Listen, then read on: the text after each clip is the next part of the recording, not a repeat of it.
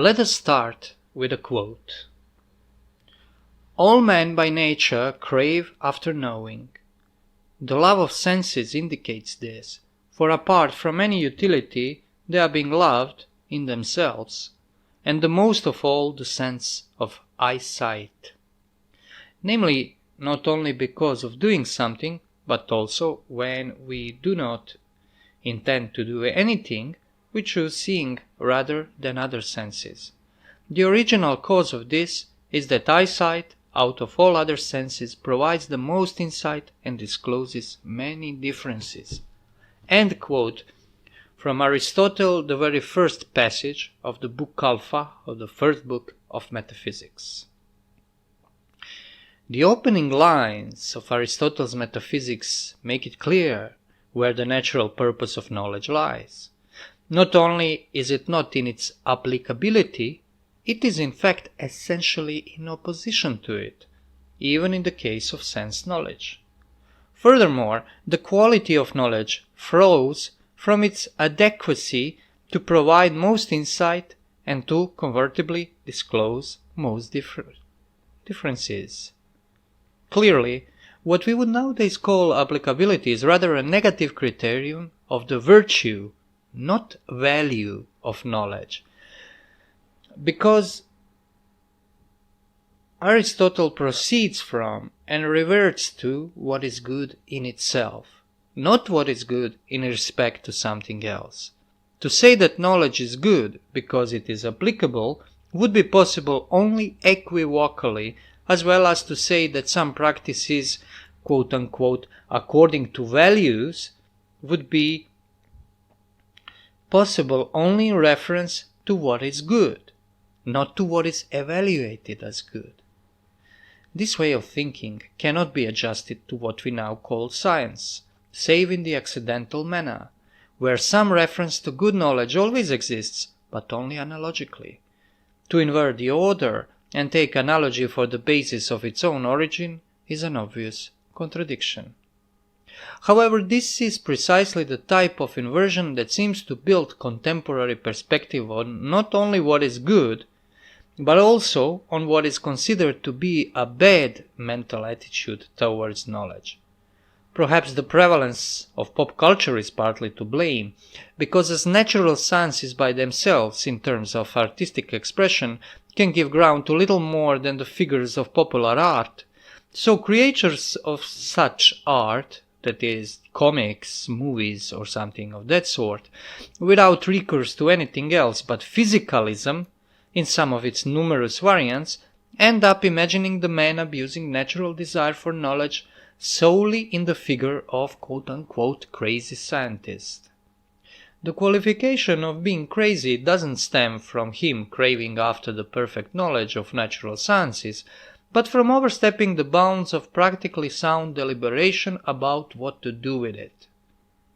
Therefore, whereas, for example, there's nothing wrong in researching the human genome, it's an act of hubris to go further and say, create human-animal hybrids, at least for the time being, because the question of against who or what had this hubris been committed never really gets a satisfactory answer, hence leaving the question of permissible limits to knowledge always arbitrary.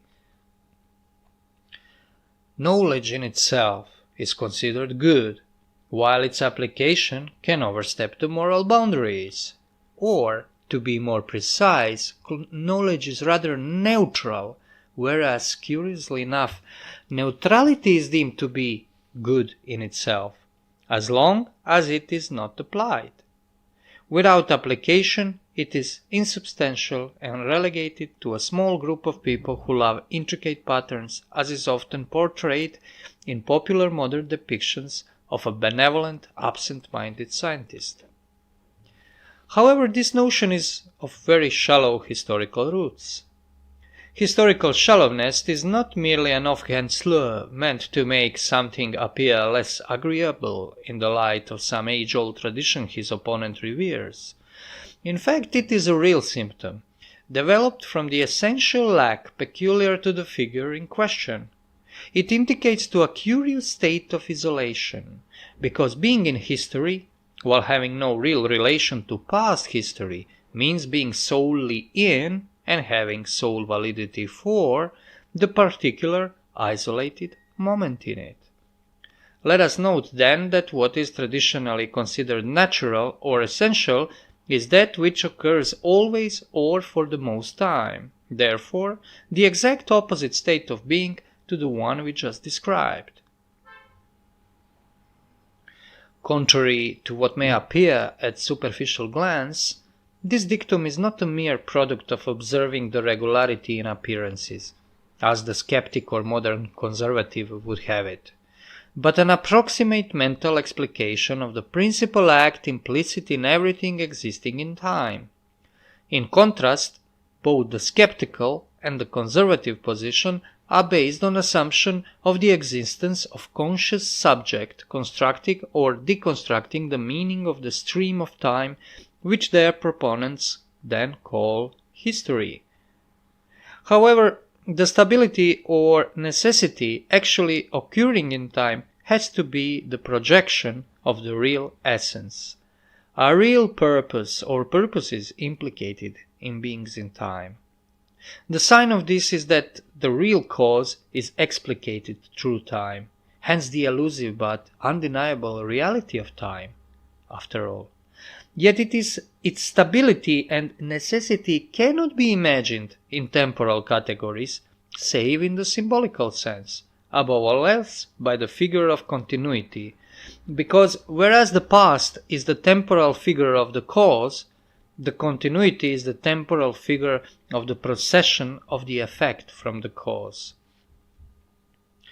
On the other hand, being relegated solely to a certain limited period of history, provided time is understood as the sole foundation of everything coming to pass in its course, renders the purely historical phenomenon into a pure historical particular, segregated from all others isolated historical particulars. And this, to put it as mildly as possible, is absurd. It is, as it were, something imagined by way of stripping the real exemplar of its properties. A historical notion is the form of sidestepping the reality in the sense that it denies the necessity imposed upon imagination by the very nature of our cognitive faculties. The fact that every image we form and every thought we conceive are conditioned by time as it is, with all three temporal vectors, undivided and distinct. One of the conditions of our experience, then, is the historicity itself. We cannot extricate ourselves from time while we are in it, but also to be temporal means being in the particular moment of time. Fullness of it only implicit, because fullness is not an actual but only its potential property, stemming from the origin the time itself proceeds from, and the moment can stand alone only if it is abstracted and imagined as existing in isolation. And fullness is the prerequisite of understanding of history as a meaningful, open-ended whole. So, always or for the most part, principle cannot be denied as the valid expression of the metaphysical principle without at the same time denying the regularity which is necessary even for constructing an ideological theory of historical events. If someone exclaims, for example, that history is essentially an evolution of the class conflict, then the assumption is that history as a whole is present at hand to be understood as a whole, regularity is observed, its source methodically imagined, and then used to design intellectual lenses through which the future can be accurately divined. In this case, objections against always or for the most part principle are suspended for the sakes of offering the alternative metaphysical explanation of just what creates this apparently mutable state of affairs. It is also the context through which we can already glimpse why imagining someone like Aristotle to be an ancient prototype of Albert Einstein is wrong, not only on account of being inaccurate, as it is fairly obvious that prototype was quite explicitly moving on completely different trajectory, but also because the figure of the modern man of knowledge presupposes detachment from any pre-existing prototype. The prototype is being replaced by an ideal, and the temporal vector of an ideal is the future, not the past. However, as this doesn't make the prototype any less necessary, while denying the pre-existing one, it is also necessary to invent a new one, which is a more or less distorted image of the original. For Aristotle, the effects that are ever present in their causes are the origin of the mood of Traumasein or wonder, giving birth to philosophy, and as such they are not subjected to change, and consequently neither are they subjected to time. The stability of the order of cosmos is not the regularity of material patterns, nor is the discovery of it in any way related to what philosophers of today would call quote-unquote natural laws, as the law-giving power of intellect was for ancients customarily reserved for ethical and political deliberations, not for the explications of the physical causality. Obviously, the apparent evolutionary so-called continuity of knowledge from its ancient archetype to contemporary lab technician is in reality anything but obvious. Also, it is noteworthy that mentally denying the metaphysical principle never really annihilates it, but merely provides the intellect with its distorted image. Of course, the fact is never apparent at the first sight, so anti-metaphysical thought can endure quite long under the guise of being non-metaphysical, i.e. completely rooted in finite and contingent. But sooner or later it becomes clear that by preventing the possibility of thinking from the principle, convincing the intellect that it really cannot do what its natural intention dictates, it slipped in the counterfeit that is as far from contingent and finite as is the original, only in a different way. The continuity of evolving towards the ideal is the inversion of the continuity of appropriating oneself to the exemplar. Whereas the original continuity occurs by reversion towards the ontological past, on the basis of detecting the traces of the original in what is present, and striving to follow the signs pointing to their source, the counterfeit is the image projected into future, presupposing the progressive creation of something entirely new, i.e. unfettered by anything transcending the subjective consciousness and its correlate of sense experience. The knowledge acquired in this way has to be based on laws and applicability, because what does not originate in reality, i.e. has no previous cause, has to be imagined and realized by conscious act, the reality of which is provided by its law-giving power. Being without a cause, formerly the property solely attributable to the origin of all, in this way becomes the future accomplishment of creation, not of knowledge itself, because the only way for knowledge to be good in itself is that it can identify what is in reality a good in itself. Once this possibility is obscured, i.e. when the existence of the good in itself is denied, then the only path open to thought is cutting off from the ontological past, as if it were an illusion, and proceeding toward its own projection into the future. Nothing is as illustrative of this as science fiction, which is in a way the quite apt expression of the inversion of continuity occurring when ontological past has been denied to intellect. It is rather wrong to think that popular forms of this genre are mere trivia, unrelated to philosophy of the age, save as the pastime for those who have no opportunity to indulge into some of the ever-increasing special forms of scientific inquiry. On the contrary, the imagined worlds of science fiction are, and supposedly profound questions they provoke, a genuinely adequate form of ersatz metaphysics. If original questions are illusory, if the meaningful answer cannot be given to meaningless questions such as what is good, what is beautiful, what is true, etc., then imaginary problems are real, insofar as one keeps them real, because the questions, formerly understood as intellectual, are now considered to be, strictly speaking, imaginary ones. So laws of physics get bent, logical principles sidelined, consciousness gets uploaded to an external media, all that in order to catch the glimpse beyond appearances, quote unquote, by force of imagination, preferably on the movie screen. Yet there is no knowledge in imagination, as well as there is no moral good in values, if there is no real good upon which the evaluation occurs. Both figures bear only analogical resemblance to their originals being present regardless of efforts to ignore them. If we value something as good, we can do it only on assumption of pre-existing criterion of good. Therefore, we cannot really say that we are good men because we have values, if those values themselves are not based upon the good in itself. Despite this, as a rule, we hear a lot about so-called traditional values, Christian values, classical European values, and so on.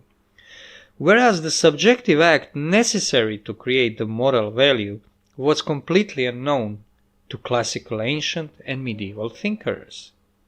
The deliberation about what is good was an act of making a choice, stemming from the innate ability to recognize the good in itself. In other words, it was not a creation of consciousness, but an act of insight. In contemporary understanding, however, evaluating is more like an act of creation, or, as far as conservatives are concerned, an act of preservation of previous, successful creation, accomplished in the intersubjective sphere of life that is only analogically connected to nature, by way of some principle serving to bridge the unbridgeable gap between non-human and human reality. In Aristotle's passage, we see something completely different, and difference is disclosed not only by his inferences but also by the form in which he expresses them. For him, the good and the natural are not divided by any kind of gap, because the natural applies both to the intrinsic and the extrinsic reality. The former is not juxtaposed against outside reality, so-called, but immersed in it, being himself both internally and externally real. There is no need for subjective consciousness, because insight into oneself is not ontologically divided from the insight into reality. They are distinct insofar as intellect can distinguish what is real, but undivided because by virtue of this act it is at least as potentially real as the thing it thinks. From this it is obvious what someone of this mindset would have to say about such meaningful questions like what would happen if someone traveled back in time and married his own mother, what kind of aliens ride the UFOs, and how should men communicate with them, or, as is the case in one popular contemporary so-called thought experiments, how can we know whether we are real or just brains in watts manipulated by crazy scientists? Well, I assume he would say that for meaningless question one can give no meaningful answer, and how of which we cannot speak, we must keep silent. Thank you for your attention. This was Marco Maric.